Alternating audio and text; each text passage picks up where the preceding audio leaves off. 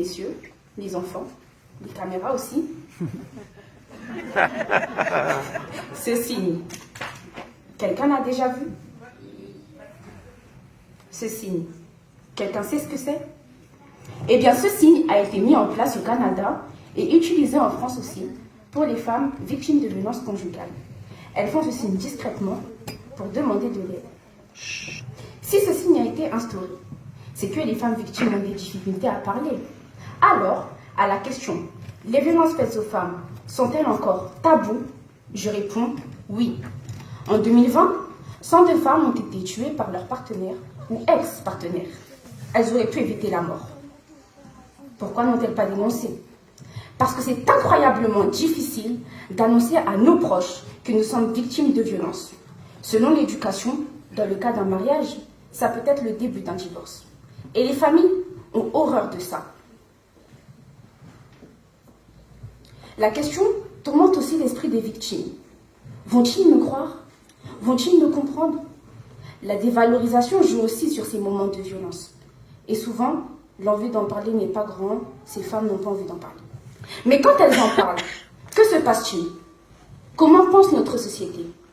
Non, mes regards sont décolletés plongeants. Elle le fait exprès. Sa robe moulante met trop en avant son postérieur. Non, mais regarde, elle est tout le temps avec des garçons. Elle est sortie trop tard, ou elle l'a cherché. Stop. Ôtons et ôtez ces idées de nos têtes. On ne se fait pas harceler dans les transports à cause de nos formes. Et la tenue non plus ne justifie pas ces violences. Parce que même avec un jogging qui fait 2 fois notre taille, nous le risquons. Mais ce n'est pas forcément ce que j'ai cité, le viol. Le savez-vous que 91% des viols ont été commis par une personne connue de la victime? Mais les faits les plus étonnants sont que 9400 victimes de viol et ou de tentatives de viol sont en moyenne âgées de 18 à 75 ans. Et ça, au cours d'un an. Et dans tout ce lot, seulement 12% ont porté plainte. Et 1 à 2% des violeurs seraient condamnés. La question que je me pose est pourquoi ce peu de condamnation?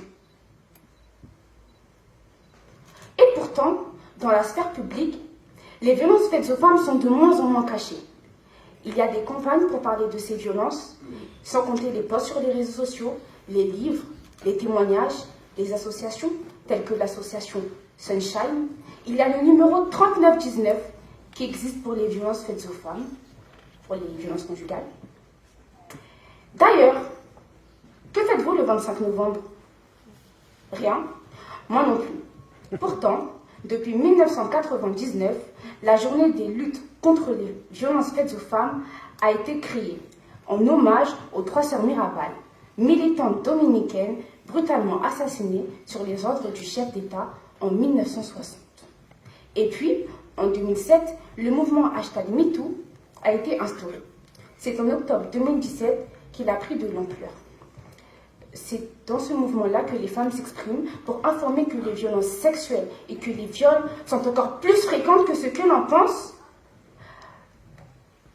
Attendez, je me suis battue.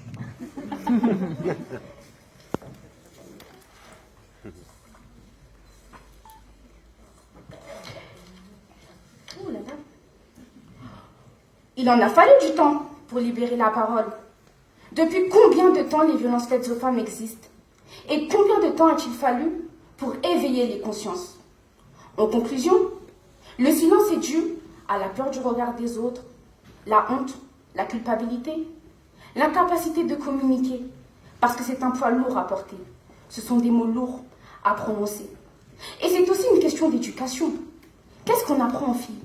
Qu'elles doivent rentrer à 18h pétantes? Qu'elles doivent avoir peur des hommes?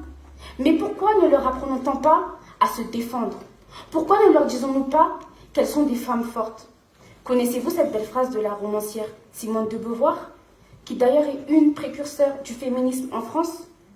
On ne naît pas femme, on le devient.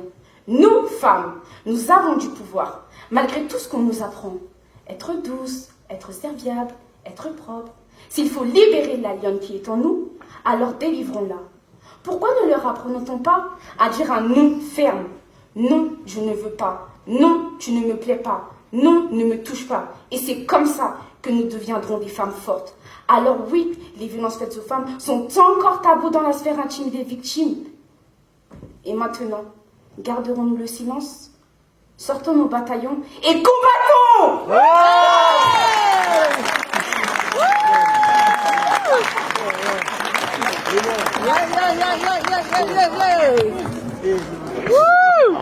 Merci Christine.